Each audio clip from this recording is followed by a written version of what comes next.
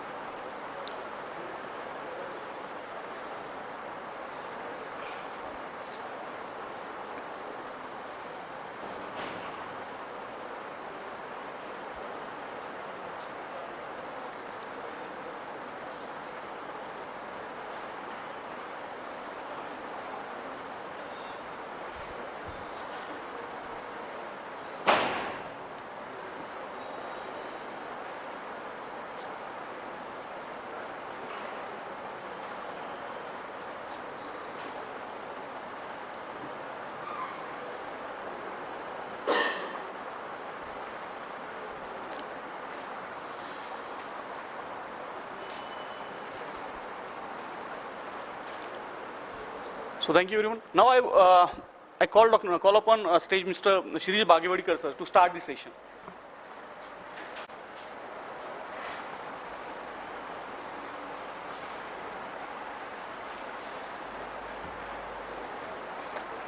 Okay, good morning. We want to start with a topic called as training and development. Okay. Now this is one topic which I am closely associated with because last 12 years I am into corporate training with various companies, right? So let's start with a very simple question. Ki, why do you require training and development in companies today? क्यों जरूरी है? So what's the logic why we need training and development? Okay, change in technology, what else? Why do we require training and development? Pardon? Work environment, okay, changing technology, what else? Why else is it required? To upgrade qualities of self, okay, what else? For new hires, okay. Product and process knowledge. What else? Okay, let's look at the fundamentals. Any educational institution anywhere in the world, would they make people ready for a job right from day one? Yes, no? The answer is obviously no. Okay. Now depending on how the course is structured, a person would be maybe 60, 70, sometimes even 80% ready for the job. Right? But he's never 100% ready. And if you look at it in typically Indian context, our educational system doesn't really make a person fit for the job from day one. Right? So obviously for him to take on the job and do it more effectively, he needs to be trained, right? So whether it's banking, insurance, hospital care or manufacturing, whatever, the fresh pass out from an education institution, whether it's undergraduate, graduate or postgraduate, he is not immediately fit for the job. So obviously we need to make him ready for the job, right? You also have extremes in the IT industry where many companies believe the person doesn't fit the job at all. So what do? They retrain him. Take the example of Infosys. What does Infosys do with fresh trainees, fresh GETs or whatever? What do? Pardon? Yes, they are put through 3.5 to 6 months training. They've got a huge campus at Mysore. They assume that whichever college he is from, he doesn't know anything. And they remold him for whatever they want him to do. So it's anywhere between 3.5 months to 6 months. The same is being done by TCS. Instead of, let's say, a normal place, they have got a smaller place called Coimbatore, where all the GTs are put through. And again, they've got a 6 months induction, where a person is actually made to forget everything he's learned in college and relearn everything, right?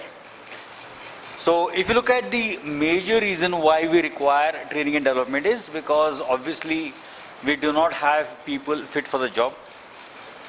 There are some organizations which are now working industry where maybe the fit in terms of percentage increasing. Take the example of banking. You've got banks like HDFC, ICICI, Stanchart, which is associating themselves with some colleges where they give you a banking course where at least the person is ready to some extent. Humble ICICI Bank has started with Manipal, and they've got a PO course, probationary officers course, which is about 2.5 years. So at least after that course, the person can join a bank and can take over within the next 2-3 days. Now typically, if you look at, let's say, a typical MBA college, how many of you would be easily fitting into a banking job from day one? Many of you are doing an MBA in marketing or HR or finance, whatever. How many of you feel that you can fit into a banking job from day one? Let's start with how many of us understand banking per se. So what does a bank do? क्या करते? What does a bank do? Huh? Like, so what? So what do? What is the basic business of a bank? Okay, what else? What does a bank do? Like maybe a Maruti, what do? They make cars, right? So very easy to understand. So they make cars, or let's say a Hero Honda, a Hero Group. They make motorcycles, they make cycles, etc. So what does the bank do? So accept deposit, gives loans, what else?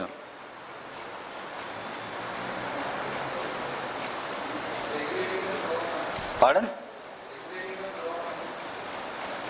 Do banks regulate the flow of money? RBI is not a bank here. I mean, in a conventional sense.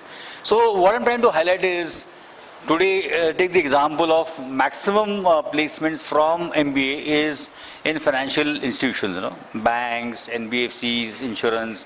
So maximum number of recruitment happens there. And just imagine if in this class you are not really aware of what a bank does, and then you're selected by HDFC Bank or ICICI Bank or the new ones, Bandhan Bank. How would you actually start doing a job? And that's the reason why everybody today is focused on training and development, right? Okay. So obviously the first reason is today's education system does not make people ready for a job from day one. That's a major reason, right? So let's look at some other reasons. So the need is to have the right person for the right job, right? Second is as an organization today, there's intense pressure on everything, on performance, on cost, on output, everything. So training and development would help in improvement on all parameters. And third is training is required for the individual, for the organization, for a function to develop, and also for the society, right? So typically, if you understand this simple logic, what would be the types of training that organizations would get into? So what are types of trainings? What type of trainings would organizations get into? Pardon? Okay, technical, what else? Okay, personality? Huh? Communication, good, what else? Socio-cultural training, okay.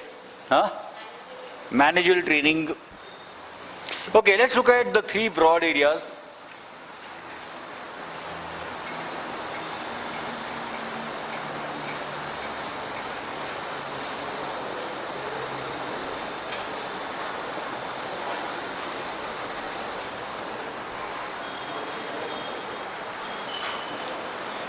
So largely training would be in three major areas. Most important for any company is technical training. Okay. So what is technical training? Okay, product training. Okay, what else? Process. So what is technical training? What would be it all inclusive of? So I agree, process, product.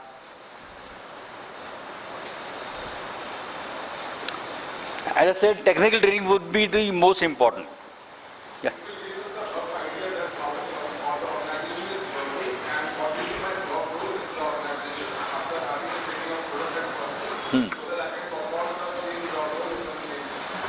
Okay, so overview of the company and my job role, etc., etc. What else? How many of you are engineers here? Okay. Let's assume you join a manufacturing company.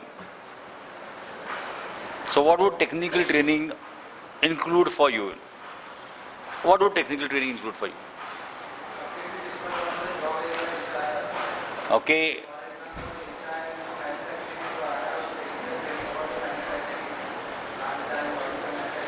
So what would be technical trainings be all about? Simple. Like what? So what would be there? Okay, in IT coding skills, good. What else? See, let's take a simple example. You join an IT company or a manufacturing company and you're put in the shop floor, right? Believe me, half of you would not know how to start a machine in. Button kidhar hai? Reality. So right from what the machine is, what its function would be, how to operate it, believe me, even these things would be done.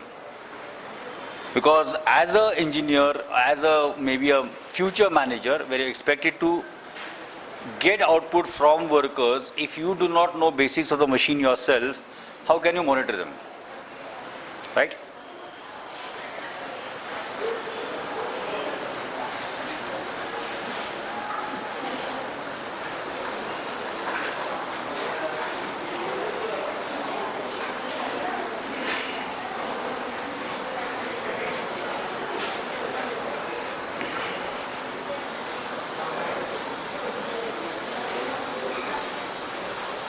Technical training would be the first foundation, right? Now, a lot of you might get into, let's say, sales. So what would be required in sales in terms of technical training? What would be required?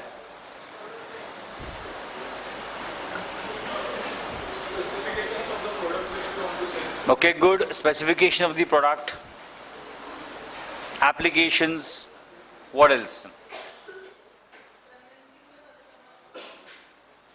That would come later. I'm talking of first technical training. So the entire product you would have to know in detail, right? let's assume you get into a, let's say, a agency for car sales, some big companies like Sai Service or whatever, right? So, what would be a technical training? What would be a technical training given to you? Yeah? Hmm.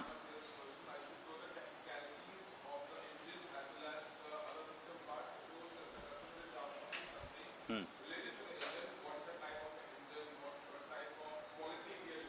Hmm.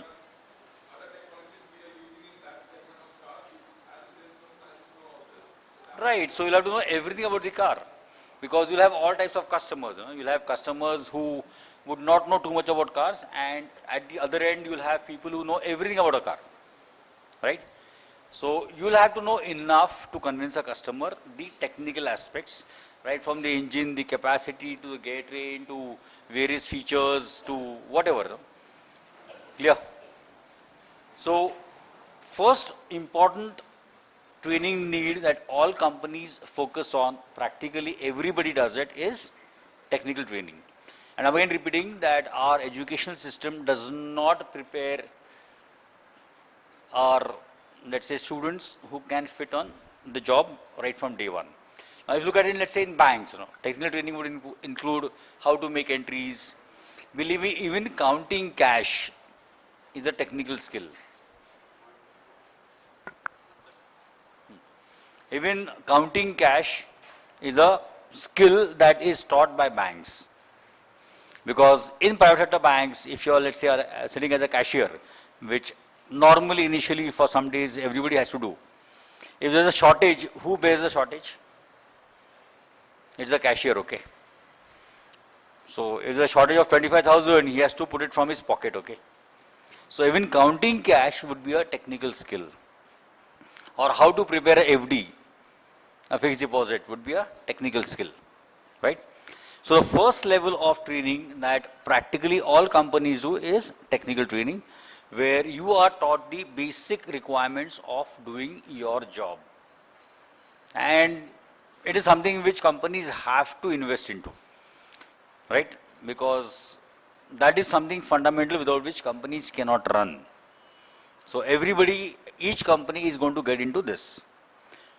Now, what will be the difference between technical and functional training? What would be the difference? Yeah.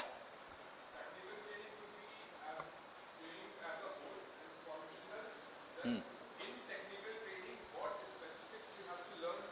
Hmm.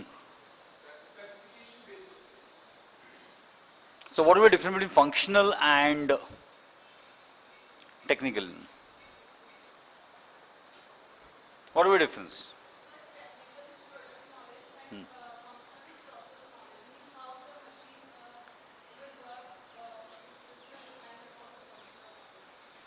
Okay, what else? What will be? Hmm. Hmm. Good. So what is the word you're getting into? What is the word which is important? Role, right? See, technical skills are something which are fundamental, which everybody would have to go through, right? But functional skills would be more related to your role, right? It will be more related to your role. So it would include processes, it would include reports, it would include how to deal with other departments, etc., etc. That will be more of the functional training. Now, functional training would also include your role at different levels, right? So, how would you behave as a supervisor? How do you behave as a manager? How do you behave as a, let's say, a section head? Would be also a part of functional training, right? So, function is more about your role. Can you do it more effectively, right? Which include process of different functions. So if you're in marketing, what are the different processes that you have to follow, reports you have to generate, etc., etc. No? How do you relate to other departments? How do you, let's say, book a order, etc. Now that would be more of functional training. It is not technical. Technical would be more of the basic requirements of the job. Functional would be more of the role. Now these two are largely done by all companies, but the third training is not very commonly done by all companies. So what is that third one? Behavioral. Okay. So what would come into behavioral? It is basically for you as a person. Would you improve your skills as a person? Right? Now, honestly, less than 10% of the companies spend on behavioral training. 100% companies would spend on technical, 80% on functional, but less than 10% on behavioral. Right? Because behavioral is more for the individual, and normally these would be generic. So these would be applicable in any company you go to. For example, time management or interpersonal skills, negotiation skills, okay, or let's say emotional intelligence. These are not company dependent, these are person dependent and would be applicable in all companies because you are going to improve as a person, right? Now, honestly, this is one area which Indian companies are slowly focusing now. Okay, the logic was why is it required? Technically, you can't do without it because you need person to do the job properly on the job. So you need technical training. So functional, obviously, each function would have its own role, processes, and that is required. But behavioral training is now gaining importance slowly but surely, right? There are some companies which would feel, why should we invest into behavioral? Let a person invest himself, spend money, go and improve his communication, improve his time management, whatever. No? Why should we spend for it? Was one extreme, while other companies said, whether you're good or bad, you have to go through such training. Okay. Take the example of ICICI Bank. You know. Any person joining the company, within the first 1 year would go through a basic behavioral course. After his company, he again would go through so at least for the first 5 years, he would go through certain behavioral courses. Okay. But then, based on what role he is doing, he would be doing some technical as well as functional training practically every week. Every week. And especially banking being a very, very high compliance related industry, where even a small mistake can land a organization into big trouble, technical and functional training becomes mandatory. You would have read in the newspapers that many banks get fined for not following KYC norms, for not doing due diligence, for not serving the customer properly. That is largely because the people do not understand their own job technically as well as functionally, right?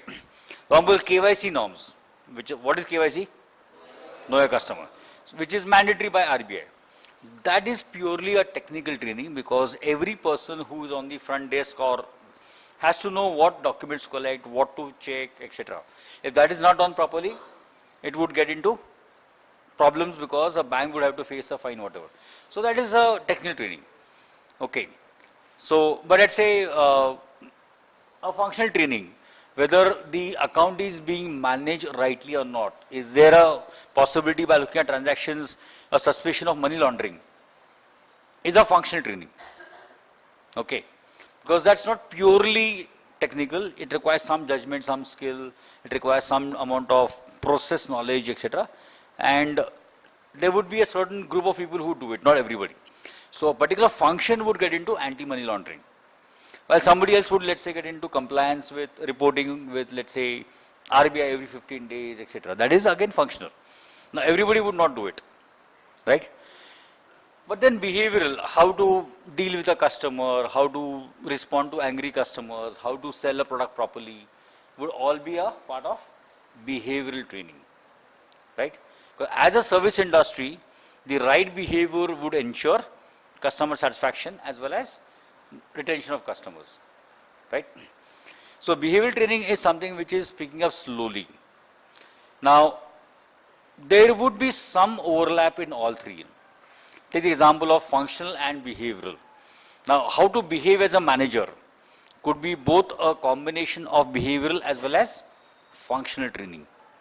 Because the role of a manager would be a part of function. How would be behavioral, right? So if you look at basic principles of training, what is required? First of all, training must be done systematically. It cannot be ad hoc. And unfortunately, most companies are learning now that ad hoc training doesn't work. Right? So it has to be done very, very systematically. I remember some years back, let's say 7, 8 years back, I used to get some calls from companies. Sir, we have a budget for training. Kuch to karwa do. I said, what is your need? No, we want to finish the budget, just do some training. Now, luckily in the last 5, 6 years, companies are not getting into such stupidity. So there will be a need identified, there will be systematically a lot of things being done. So first principle is training cannot be ad hoc. It has to be planned, it has to be systematic, right? Second is it's something which we realize that it can't be done partly, it should be done fully in terms of a particular aspect. So it should be total, right? Now let's look at the third aspect. Now training has to be a line function. Now what do you understand by line function? Training is a line function. So what do you understand by that?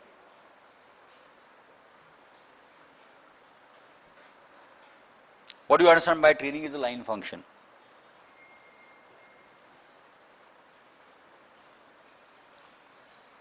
This is something which is to be understood very, very carefully. Training must be done by immediate supervisors, colleagues and peers, because they would know the job better. Training cannot be done by outsiders to a very large extent, maybe some training. Who should know it better? Obviously your immediate supervisor, senior people, right? Take example of even your personal life. Who is your first trainer in a sense? Your parents, right? Your parents are your first trainers. So it's a line function, because they are in the same, let's say, function or organization or whatever. Now, can you outsource it to somebody, call a governess to teach you? May help, but it doesn't work. So we need to understand training is a line function which must be done by every supervisor, every senior. It's his job primarily. Some trainings which cannot be done internally could be done outside, but training has to be a line function. And it's needed for everybody. So what do you understand by everybody? What do you understand by everybody? Yeah? Includes whom?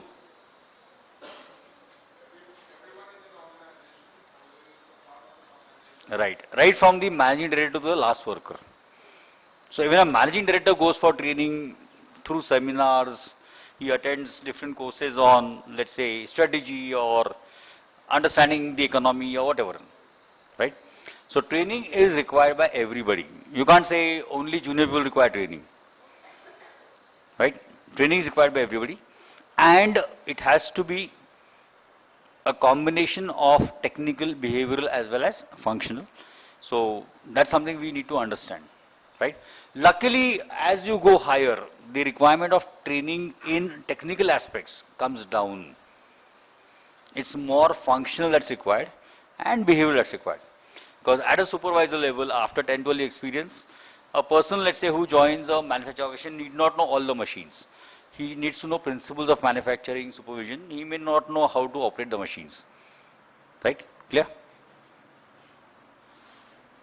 So obviously these are some simple reasons why training is important. One is overall development, utilization of all resources, obviously development of human beings, enhancement of skills, improvement of productivity. Very important is team spirit, and training also targets the organization climate and culture, right? Now what are the biggest problems in terms of training? Now let's take the first one, which is what is creating an issue for all companies. So competition for expertise. So what is this all about?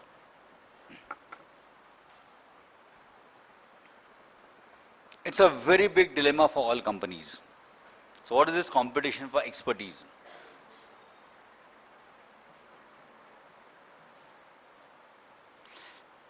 Let's look at a simple aspect. There are many organizations who feel, if I train a person, what is likely to happen?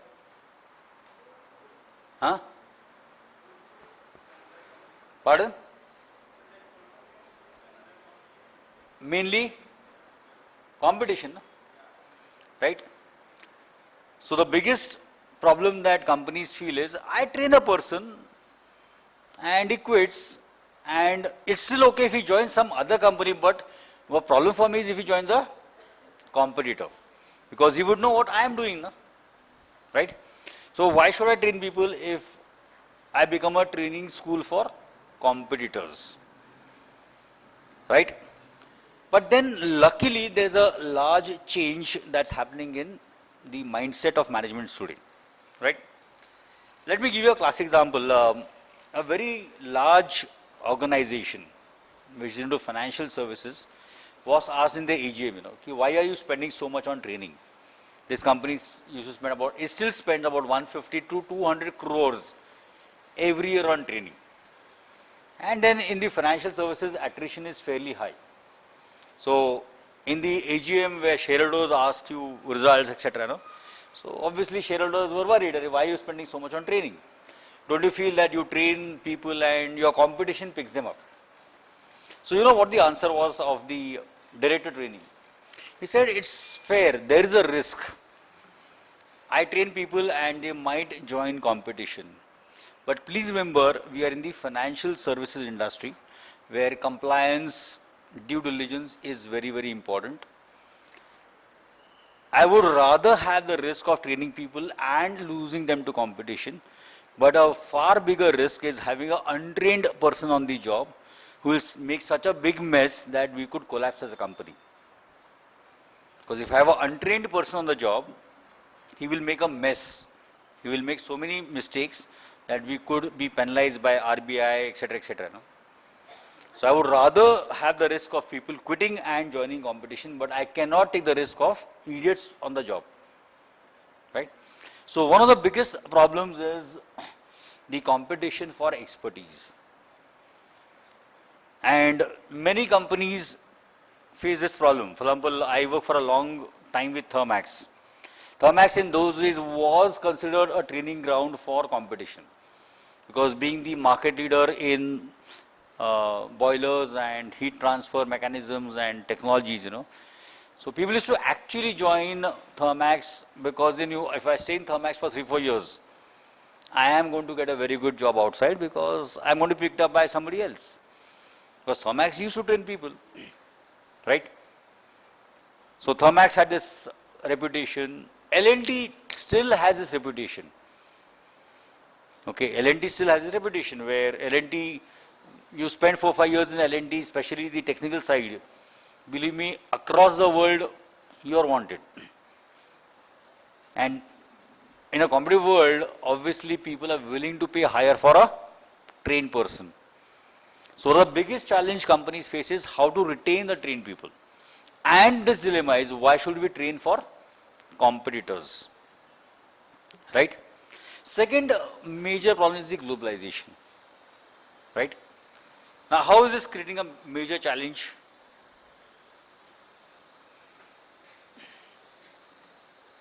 How is this creating a major challenge? If you look at what may work in India, partly works somewhere else. Right? So, I need to make my training comprehensive where the person fits anywhere.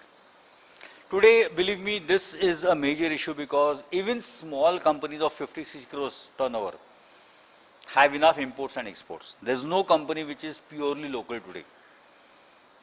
Okay. So how do you deal with, let's say, a supplier from abroad?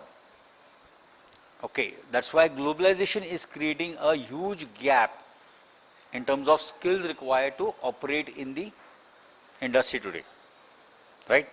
So you've got various norms which need to be reinterpreted, codes which need to be interpreted, standards which have to be reinterpreted. So right from all technical as well as functional, globalization is creating a bigger problem, right? The third challenge is there would be demands of the employees versus demands of the organization, right? So people always would want better training, more training in terms of time, etc. Well, organizations want value for money, right? And obviously, how do we balance this? In some companies, it also happens the reverse. While organizations tend to overtrain people, people get fed up. People actually get fed up. Let's look at a multinational in Pune, where it's mandatory that everybody has to go through something like 30 man days of training every year, because the company believes in training. Many of the people after 2-3 years believe we don't need so much. Jarurat nahi hai ki why should we undergo 30 man days of training, which is quite large. It's nearly 15% of your total working, because if you look at leaves, everything, you end up working about 225 days a year. So usme agar 30 days training karna, it nearly works out to 15% of your total time, right? So in many cases, because it is forced 30 man days, quite often people simply go and sit in any course, whether they really need it or not. Why? I need to complete the man days. I need to finish those man days. So we will simply go and sit in training. So this is a dilemma. Where do I find the right balance? And there are other extremes, a lot of typical family-owned businesses that do not give adequate training. So people are still lost. They are trying to search for their answers themselves. Versus other extreme, which largely are multinational, which tend to overtrain people. So how do I find that balance, right? Now, as if you look at the last 2 points, technology explosion and the rate of change, it is also creating a major problem is there are not adequate trainers or people who are being trained to train. Because training is a skill. It's something which you need to learn how to train. Quite often people are experts in their job, but the moment it comes in terms of how to train, they are a disaster, right? So there are many cases where people have been known as excellent technical people. They are the best in the industry, if not the world. But tell them to teach it to somebody else, they are a disaster, right? So the marketing of knowledge is a major issue today. It's a major issue today, right? And it's largely being compounded by technology explosion as well as the rate of change. What you would have learned today, 3 or 4 years later, would become redundant or possibly invalid. So the bigger problem is, how do I keep pace? And I also have people who can train, right? Is this true for all industries? The answer is yes. Is it true for all levels? The answer is yes, right? Is it true for education also? The answer is yes. Somewhere we do not have enough pool of people who are willing and second are able to train. So the marketing of knowledge becomes a major issue. There is enough knowledge, that's not the issue. Question is, how do I impart it more properly? How do I get people to get into training, right? Now, the problem is numbers versus quality, right? For example, as I told you, I'm into the training field for about last 12 years. In Pune, there are at least 15,000 people who call themselves trainers. There are at least 15,000 people who call themselves trainers. Nearly 8 to 10,000 are in the technical field.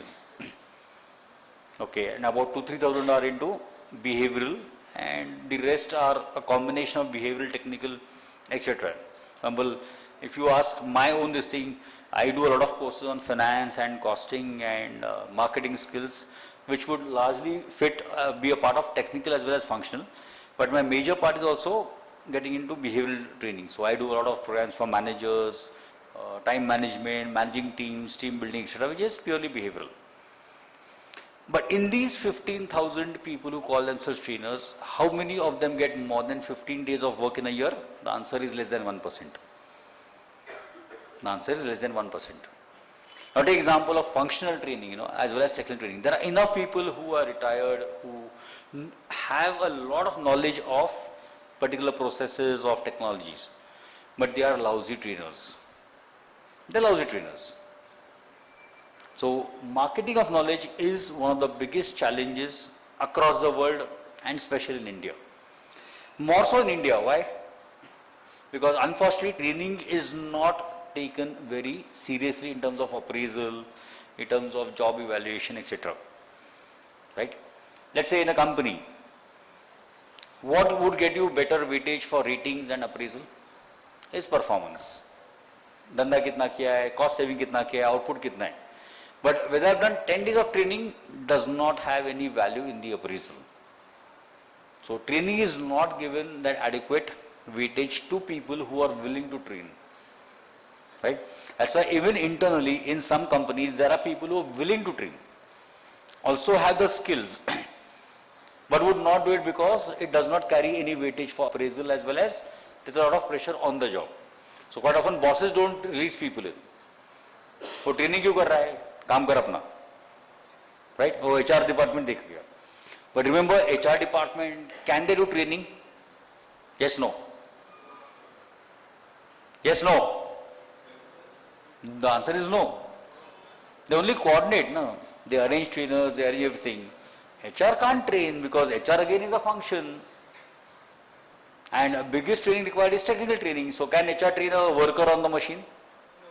Obviously no. Can HR do training on how to do effective selling? Or can they do, let's say, a training on how to do credit appraisal? Obviously no. So HR job is more to coordinate, find trainers, design the course, etc., etc. They can't do training themselves because again, biggest training required is technical training first. And HR, fair enough, they can do in their field. No? But HR is a very small field in all companies. Out of, let's say, 1,000 people in a company, there are just 5 people in HR. No? 80% would be technical people on the shop floor, etc. They need more training. Right? Clear? So these are some of the biggest challenges that are being faced. And luckily, there is a realization that this needs to be overcome. So today you have a lot of people doing what is called as train the trainer, internally as well as externally, where people are being trained to be trainers. They might be very good in their field, but training is a skill which is totally different. Right? It's like even, let's say at MBA level, you got enough people who are doctorates, have done a lot of research, who are excellent in terms of their knowledge, but they are lousy in the classroom because that skill of delivering training is different. Well, you might have somebody else who's ordinary, but is a very good faculty. Why? Because he can engage the people, deliver better. Right? Now, this is something which I'm going to just quickly discuss because this is a debate which is happening everywhere. Education versus training. So what is this in? What is this all about? Education versus training.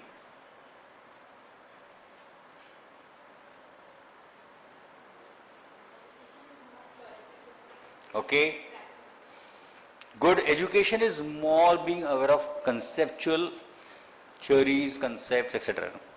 The conceptual understanding. While training actually needs you to implement the concepts on the job. Right? For example, how many of you are into finance specialization? Anybody, I mean, in this class, how many of you are doing finance as a specialization? Anybody doing finance as a specialization? Okay, one. Anybody else? So, theoretical understanding of, let's say, ratios is education. But actually interpreting the ratios, whether to give a loan or not, is a judgment, which is a training part. So, anybody can actually find ratios. But whether that person is going to be a good borrower or not, requires a lot of expertise, which can happen only through training. It's only after you look at 15, 20, 25 borrowers and their balance sheets and start looking at what could go wrong, then you get trained on credit appraisal. Theoretical credit appraisal in the classroom, yes.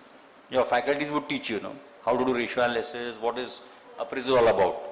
But the reality is judgmental, which is the training part. That's why the dilemma today is, should we focus more on education or more on training? The problem for our country is what? Education नहीं होता, training कहाँ से होगा? Because for training, education is a fundamental requirement. And that's why today we got, let's say, enough MBA colleges, engineering colleges, churning out people who just understand concepts, but they are not ready for the job. Right? So, if education is largely taken care of, then training can happen. And unfortunately, our education system is slightly lopsided. It is not focused towards careers and jobs. It's focused more on conceptualities. Look at in the US, very few people actually go to college. Are you aware of that? So what do? They directly join what are known as trade courses, something which is equivalent to ITI here. So ITI is more of training, it's not education.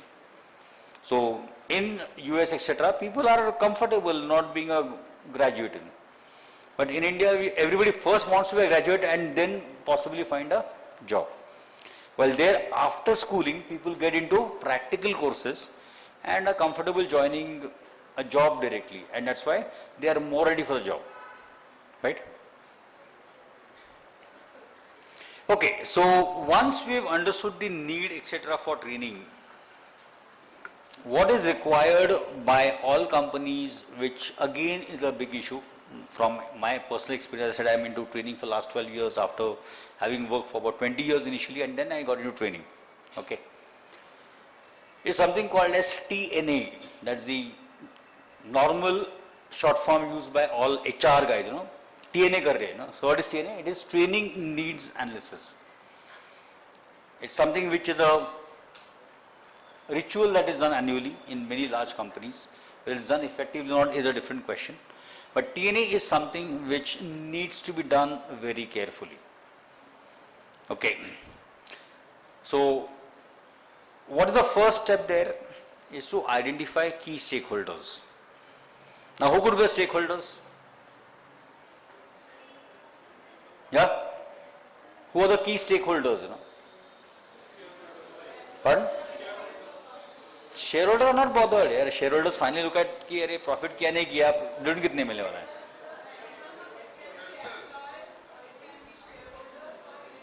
Shareholders are not a part of TNA analysis. It's basically employees and the supervisors, and in India, typically for technical, it would be also unions. So all managers, their reportees and unions, along with support functions like HR. See, HR is a key stakeholder because they are the ones who want to coordinate this entire thing. HR is something which coordinates the TNA, right? Actual TNA needs to be done by the actual stakeholder, which is the boss or the department head, etc. Because he is the one who is facing the shortage of skills in his team or in his people, right? And then obviously you need to solicit support. Why?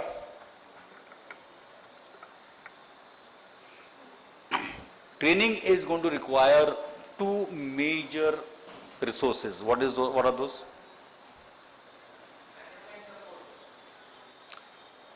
I'm talking of resources. There are two major resources that people are going to require for TNA.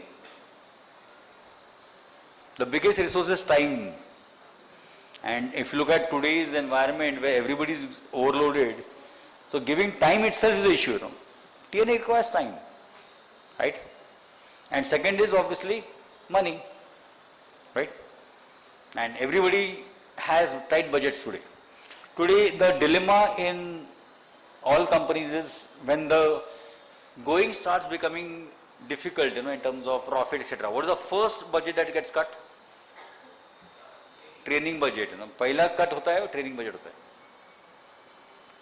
But I don't want to name the companies. There are 2-3 companies I know which says when the going actually becomes tougher, they overspend on training. Their logic is when things are tough, you need more trained people. And these companies actually benefit when the market improves. Because when the market improves, you have trained people who can deliver better. But companies which actually cut budgets for training when going gets bad are not prepared when the market improves. Okay. So logic of this company is, one is we need better trained people, and when the going is bad, people have time. Load nahi hai zyada, so train karo na. It has worked for such companies. So training, so you need to get support largely in 2 aspects, time and resources like money. Right? Then obviously the key in TNA is what? What should the training lead to in terms of outcome? Is something which requires a lot of time. Clear? Describing what should be the outcome of training is a very key component. Now, if it is technical, this becomes slightly easier because the moment you have, let's say, a technical skill being imparted in terms of training, you know that the outcome would be XYZ. Take example of, let's say, a company like Thermax. They need a certain type of welders for supercritical boilers. Okay, for which they need people to be certified by an external agency. So obviously there's a lot of training which is about 45 hours per week into 10 weeks which is mandatory, then he gets certified. So outcome is very clear, he goes and passes a test and is certified as a welder for supercritical boilers. So training outcome becomes very easy to measure, right? But take the example of team building, Now what could be the desired outcome becomes difficult to measure. Is this group behaving better as a team now than they were before or not? Can I really quantify it? Answer is no. So technical and functional training desired outcomes are easy to describe. Okay. And then identifying critical behaviors is even more difficult because behaviors are qualitative. Behaviors are qualitative. Now, how much, let's say, communication training has improved the skills of people in being better equipped to deal with, let's say, angry customers is very, very difficult to quantify. Or let's say, is he more polite? Can I say he's 20% more polite now?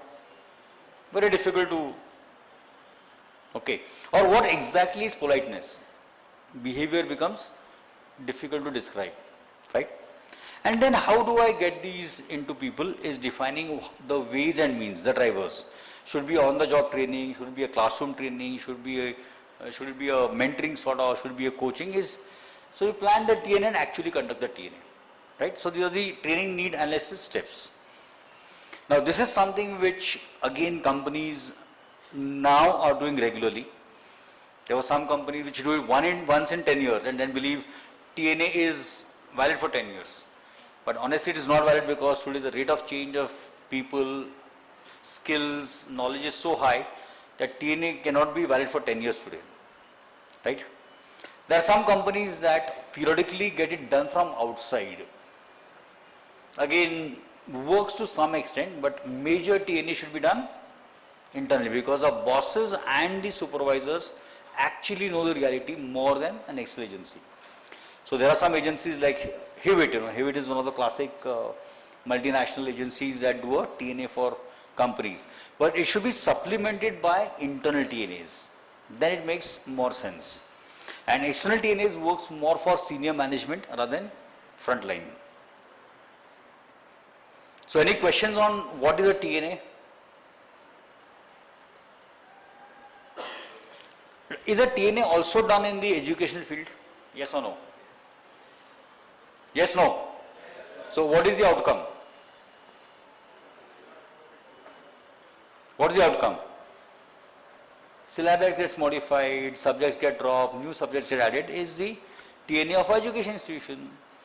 So they would conduct a need analysis. Is this subject valid now? Is it required? Is the syllabus okay, not okay? Can we add more topics? Not. So every 2-3 years, all unives across the country do a TNA, and then subjects get modified. No? So TNA is also done by education institutions. Is this course valid today? What new skills need to be added? Okay. It's nothing but a TNA for our education institution. Right? So what are the different methods to conduct a TNA? So there are some methods mentioned here. Observation, which again is the function of line supervisors. It is their inputs of observation that would give a lot of inputs to the TNA. That this is what's lacking, this is where people need to improve, there are skill sets which are not really honed enough, etc., etc. So the biggest input of TNA would be observation of immediate supervisors, bosses.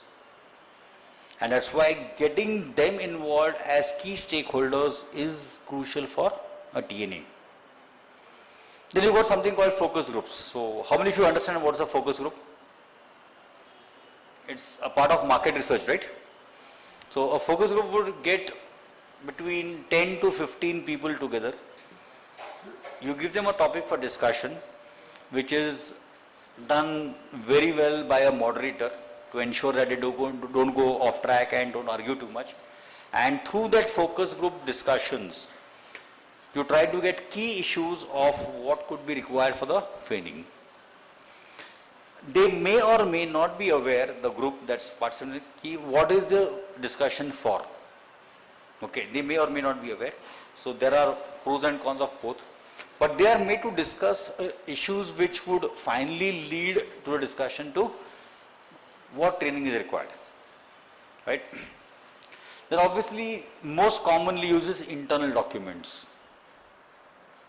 What's been the training done in the past, how effective it's been, feedback, what are the errors of, let's say, quality, etc. Which in turn can become the basis where are we lacking so that what training can be given. Right? Many times you will also have cross-functional committees. People from manufacturing, marketing, materials, purchase, operations, HR, finance, sit together, form committees and get into brainstorming or whatever to understand what do we need to do in terms of training. Right? There could be benchmarking. There are many companies which are ideals for trainings today. For example, if you ask anybody, senior management training, invariably the benchmark would be GE.